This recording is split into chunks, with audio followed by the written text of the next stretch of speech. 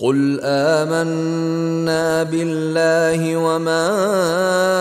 أنزل علينا وما أنزل على إبراهيم وإسماعيل وإسحاق ويعقوب والأسباط وما أوتي موسى وعيسى والنبيون من ربهم لا نفرق بين أحد منهم ونحن له مسلمون۔ قل آمنا باللہ، یہ دیکھیے 16ویں رکوع کی سورہ بقرہ کی آیات جو ہیں تقریباً تھوڑے سے لفظی فرق کے ساتھ کہیے